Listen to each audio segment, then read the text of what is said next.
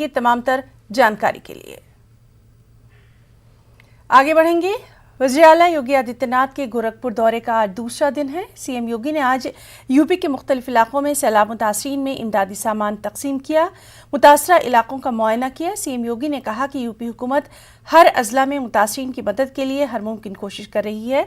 खासकर सैलाब और सैलाब के बाद की सूरत हाल के लिए तमाम तर तैयारियां की जा रही हैं ताकि पानी के जमा होने और उससे फैलने वाली बीमारियों से रियासत के अफराद को बचाया जा सके।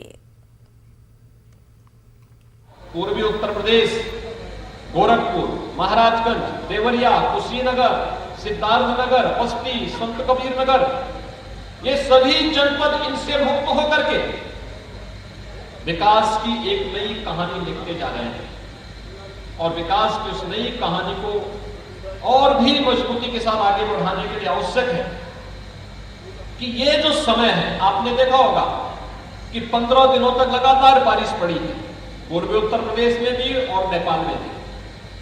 हर नदी अपने खतरे के लेवल से 2 मीटर, 2.5 मीटर, 3 मीटर ऊपर बह रही है।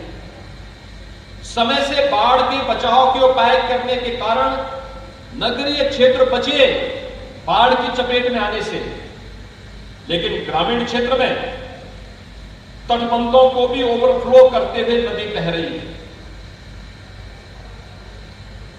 गोरखपुर में 304 गांव बाढ़ की चपेट में, उन सभी गांवों में राहत सामग्री, बचाव और राहत के कार्य युद्ध स्तर पर चलाने के कार्य हो रहे हैं। लगातार अभियान चल रहा है, लगातार कार्यक्रम आगे बढ़ाए जा रहे हैं, लेकिन इसका दुष्परिणाम महानगर के वासियों को भुगतना पड़ा। जब नदी ओवरफ्लो होगी तो सभी रेगुलेटर बंद करने पड़ेंगे।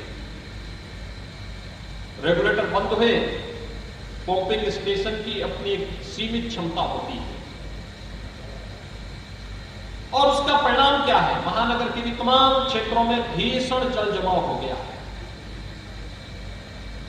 नगर निगम, विकास प्राधिकरण और पीडब्ल्यूडी, इन तीनों की एक टीम बनाई गई है जो नगर निगम के अंदर जल जमाव की इस भीषण समस्या का तत्काल समाधान निकाले, अतिरिक्त पंपिंग सेट निकाल कर लगाकर अस्थायी व्यवस्था और फिर अस्थायी व्यवस्था करना, जिससे कहीं भी जल जमाव न हो, क्योंकि जल जमाव ज्यादा दिनों तक होगा तो यह भी बीमारी का कारण बनेगा।